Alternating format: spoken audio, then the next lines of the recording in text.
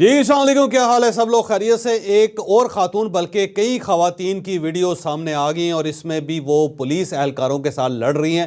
یہ خواتین کون ہیں جو نئی انٹری جن کی ہوئی ہے، یہ ہم آپ کو آج کے ویلاگ میں بتائیں گے۔ اور ایک بندے کا، ایک صاحب کا یہ اعلان ہے کہ مجھے مسلم لیگ کا داماد نہ کہا جائے۔ یہ کیوں داماد وہ نہیں بننا چاہتے، یہ بھی ہم آپ کو آج کے ویلاگ میں بتائیں گے۔ اور گنڈا پور صاحب کا انکشاف ہے کہ مذاکرات ہو رہے ہیں، مذاکرات نہیں ہو رہے، مذاکرات پھر ہو رہے ہیں، مذاکرات پھر نہیں ہو رہے۔ یہ گنڈا پور صاحب کہنا کیا چاہتے ہیں، یہ بھی ہم آپ کو آج کے ویلاگ میں بتائیں گے۔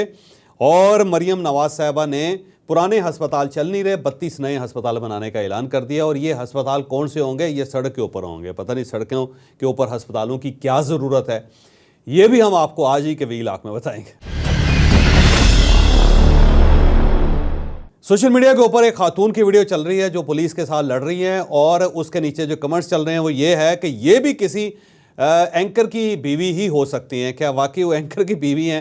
یہ کیا فارمولہ ہے کہ روز خواتین کی ویڈیو سامنے آ جاتی ہے؟ یہ میں آگے چل کے آپ کو بتاؤں گا، لیکن اس سے پہلے کیپٹن صفدر صاحب کی ایک ویڈیو ٹھیک ٹھاک وائرل ہے اس وقت، اور وہ کسی جلسے سے خطاب کر رہے تھے، اور مجھے لگتا ہے کہ وہ کسی مذہبی اجتماع سے خطاب کر رہے تھے۔ اور وہ مذہبی اجتماع کہاں تھا کچھ اندازہ نہیں ہے مجھے، لیکن یقیناً مانسیرا کے اندر ہوگا یا لاہور کے اندر ہوگا، اور وہاں پہ وہ اعلان کہہ رہے ہیں کہ مجھے مسلم لیگ کا داماد نہ کہا جائے، اور میری اگر کوئی مناسبت ہے تو وہ ختم نبوت سے ریلیٹڈ ہے، عقیدہ ختم نبوت۔ کیونکہ کیپٹن صفدر صاحب بڑے عرصے سے انکمفرٹیبل ہیں، اور ان کی اکثر ویڈیوز میں اس قسم کا اظہار ملتا ہے کہ وہ شاید میاں نواز شریف صاحب سے یا مریم نواز صاحبہ سے یا ان دونوں کی سیاست سے کوئی بہت زیادہ خوش نہیں ہیں۔ تو اکثر وہ جناب باجوہ صاحب کے خلاف کسی نہ کسی خیال کا اظہار کر دیتے ہیں، اپنے پرانے ادارے جو ظاہر افواج پاکستان ہے اس کے بارے میں کوئی نہ کوئی کمنٹ دے دیتے ہیں۔ عقیدہ ختم نبوت پہ تو ان کا کوئی بڑا مضبوط قسم کا ایمان ہے، اتنا زیادہ ایمان ہے کہ پاکستان مسلم لیگ نون میں کوئی شخص ان کا مقابلہ نہیں کر سکتا۔ تو اکثر اوقات مجھے اپنے بیانات سے وہ شیر افضل مروت لگتے ہیں۔ تو اگر آپ پاکستان تحریک انصاف میں سے شیر افضل مروت صاحب کو نکال کے اگر پاکستان مسلم لیگ نون میں شامل کر دیں تو آپ کو کیپٹن صفدر صاحب ان کا مقابلہ کرتے ہوئے نظر آئیں گے۔ تو یا تو میرا خیال ہے وہ پارٹی کے کنٹرول میں نہیں ہے، یا پھر وہ شریف فیملی کے کنٹرول میں نہیں ہے، یا پھر وہ اپنے کنٹرول میں نہیں ہے۔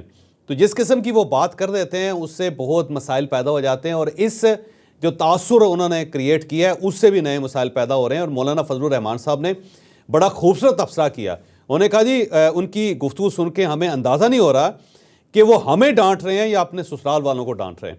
تو مولانا کی بات ہے درست، کیونکہ اگر آپ کیپٹن صفدر صاحب کی گفتگو سنیں گے تو آپ کو اندازہ نہیں ہوگا کہ کیپٹن صاحب کس سے مخاطب ہیں۔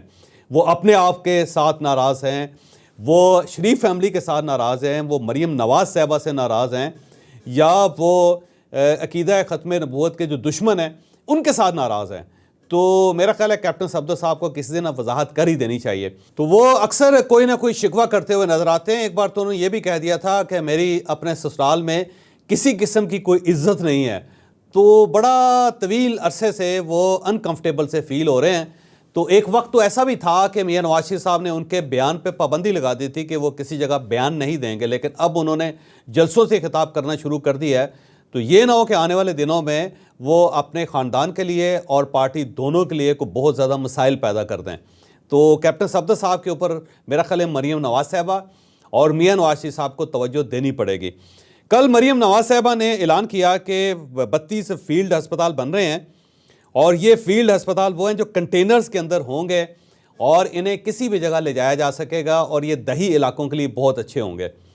اب سوال یہ ہے کہ ٹھیک ہے، اچھا ہے آپ نے 32 نئے فیلڈ ہاسپٹل بنا لے ہیں، لیکن اگر آپ پنجاب کے دوسرے ہسپتالوں کا منظر دیکھ لیں کہ ہر ضلع کے اندر، ہر شہر کے اندر، بلکہ ہر گاؤں کے اندر ایک ہسپتال ہے، اور آپ سے وہ ہسپتال نہیں چل رہا۔ بیسک ہیلتھ یونٹس ہیں، وہاں پہ اگر آپ چلے جائیں تو وہاں پہ بھینسیں بندھی ہوتی ہیں، اندر کتے پھر رہے ہوتے ہیں، اور وہاں پہ ڈاکٹرز نہیں ہیں، وہاں پہ نرسز نہیں ہیں، وہاں پہ ایمرجنسی کی دوائیاں نہیں ہیں۔ اگر کسی کو فرسٹ ایڈ کی ضرورت پڑ جائے تو وہاں پہ فرسٹ ایڈ باکس نہیں ہوتا۔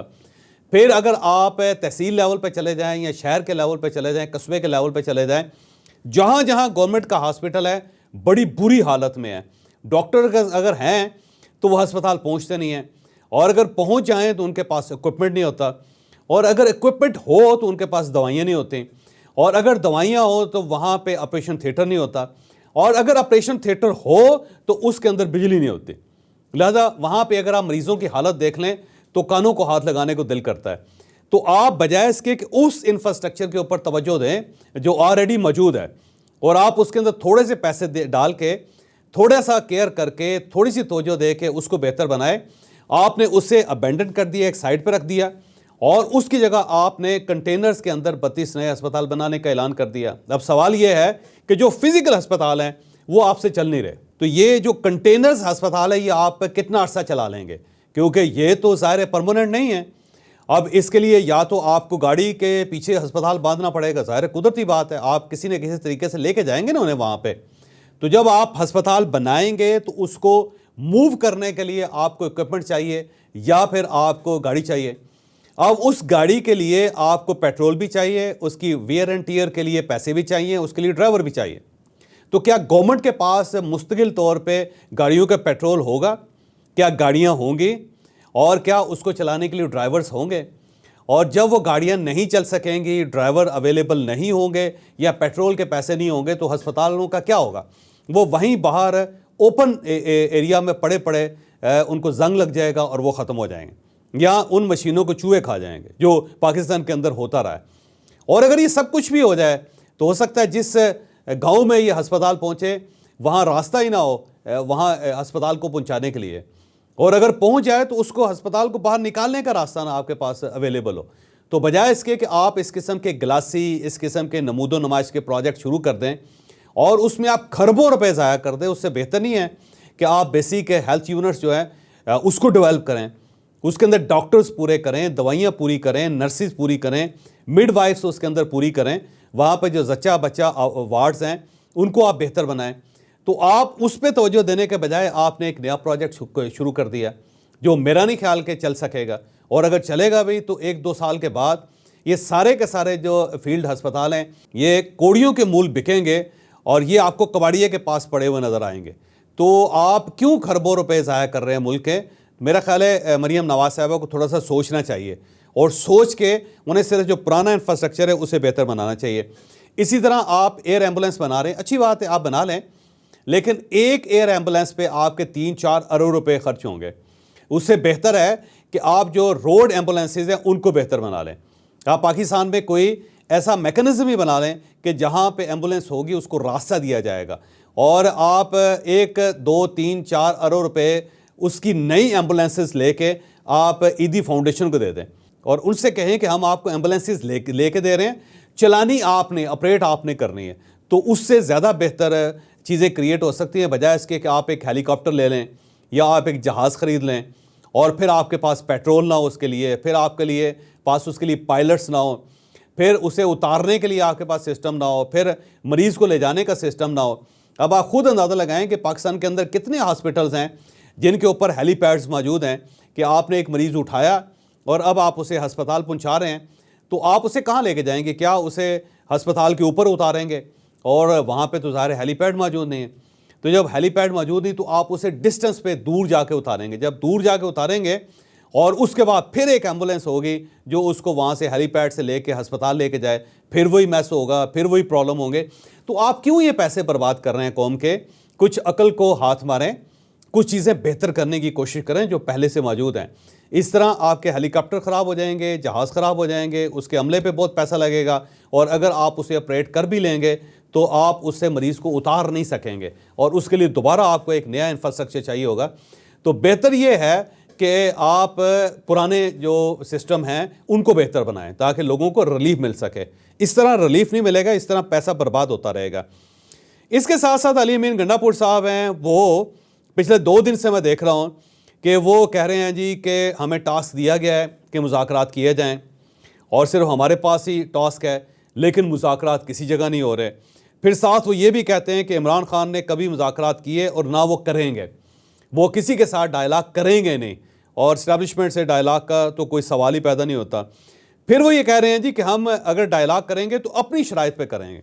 تو ایک عجیب سی کنفیوژن ہے کہ آپ نے ایک ٹیم بنا دی اور اس ٹیم کے اندر 3 لوگ شامل ہیں، اور وہ تین جو ہے ڈائلاگ کا یا رابطے کا ایک پلے کارڈ اٹھا کے سڑکوں پہ پھر رہے ہیں، اور دوسری طرف سے انہیں کوئی پذیرائی نہیں مل رہی، دوسری طرف سے کوئی انہیں ویلکم نہیں کہہ رہا، دوسری طرف سے انہیں یہ نہیں کہا جا رہا کہ آئیے تشریف لائیے ہم بات کرتے ہیں، اور اس پہ وہ پلے کارڈ لے کے پھر رہے ہیں، اور ساتھ ساتھ یہ بھی کہہ رہے ہیں کہ ہم ڈائلاگ کے لیے تیار ہیں لیکن ہم ڈائلاگ نہیں کریں گے۔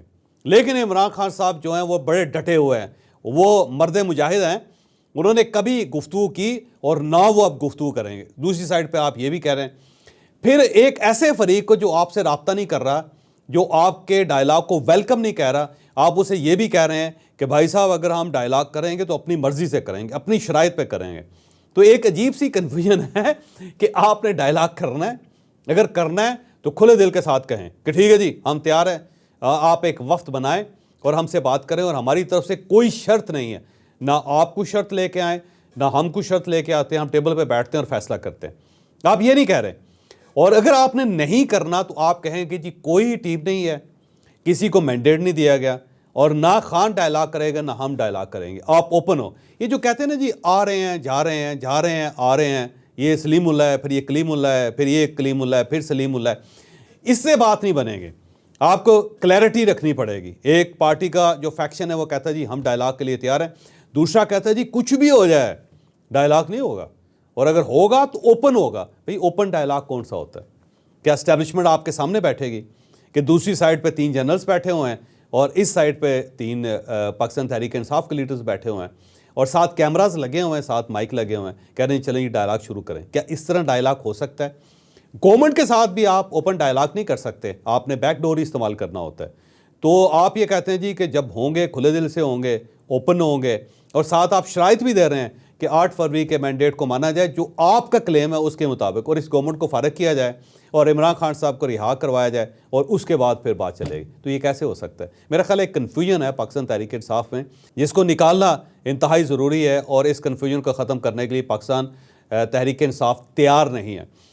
ایک اور خاتون، بلکہ زیادہ خواتین کی ایک ویڈیو اس وقت چل رہی ہے کہ موٹر وے کے اوپر کلر کہار کے قریب یہ ویڈیو بنی ہے، اور پولیس سامنے کھڑی ہے اور ان کی خواتین کی منتیں کر رہی ہے۔ اس میں ایک بارش پولیس اہلکار بھی ہیں، اس کو مولوی بھی کہہ رہی ہیں خواتین، اور تماشبین بھی اس کو کہہ رہی ہیں، پھر باقاعدہ پنجابی میں گالیاں دی جا رہی ہیں پولیس اہلکاروں کو، اور پولیس اہلکار میڈم میڈم کہہ رہے ہیں، لیکن میڈم ماننے کے لیے تیار نہیں ہے، اور گاڑی اس نے سڑک کے اوپر کھڑی کر دی ہے، موٹر وے کے اوپر کھڑی کر دی ہے۔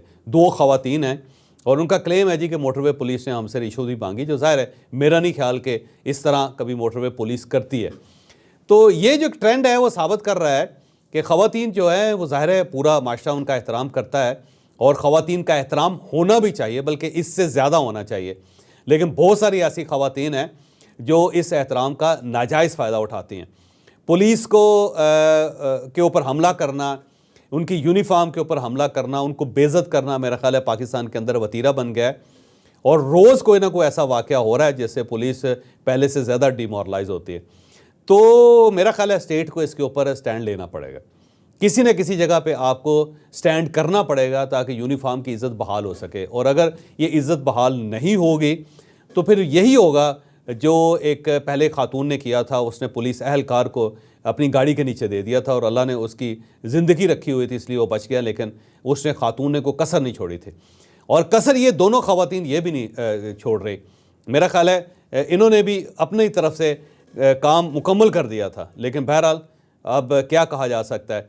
تو اس کے اوپر کمنٹس بہت زیادہ آ جاتے۔ پہلے جب بھی کوئی خاتون بدتمیزی کرتے تھے وہ کہتے تھے کسی جرنیل کی بیگم ہے، پھر کہا جاتا ہے کسی وزیر کی بیگم ہے، پھر کہا جاتا تھا کہ کسی جج کی بیگم ہے۔ تو اکثر نا جو خواتین بھی اس قسم کی حرکت کرتی تو فوراً اس کے ساتھ ٹیگ لگا دیا جاتا تھا کہ جج ہے، جرنیل ہے یا وزیر ہے۔ اب ایک نیا ٹرینڈ بھی آ گیا کہ ساتھ ہی کہا جاتا ہے کہ یہ کسی اینکر کی بیگم ہے، اور اس کے ساتھ ساتھ میڈیا مالکان کا ذکر بھی کر دیا جاتا ہے۔ تو میڈیا مالکان یا اینکرز کو بھی اب اس ٹائپ کا ایک ولن بنا دیا گیا ہے کہ ان کی خواتین بھی اسی طرح پولیس کے ساتھ ٹکراتی رہتی ہیں۔ ایک واقعہ ہو گیا، لیکن وہ بھی ظاہر ہے جو امر متین صاحب ہیں ان کی سابق اہلیہ تھیں، وہ موجودہ اہلیہ بھی نہیں تھی، تو اس کی بنیاد پہ آپ یہ کیسے کہہ سکتے ہیں کہ جو بھی کرے گا یا کوئی میڈیا مالک اس کی بیگم ہوگی یا پہ کسی اینکر کی بیگم ہوگی؟ تو میرا خیال ہے اینکرز کی بیگمات جو ہیں وہ اپنے خامدوں کے ساتھ ہی ٹھیک سلوک کر لیتی ہیں، انہیں سڑکوں پہ اترنے کی اور لوگوں کو گریبان پکڑنے کی یا پولیس کے ساتھ لڑنے کی کوئی ضرورت نہیں, وہ گھر پہ ہی کام اپنا پورا کر لیتے ہیں. تو یہ جو ایک نیگیٹو ٹرینڈ ہے اس کا ازالہ بھی ہونا چاہیے.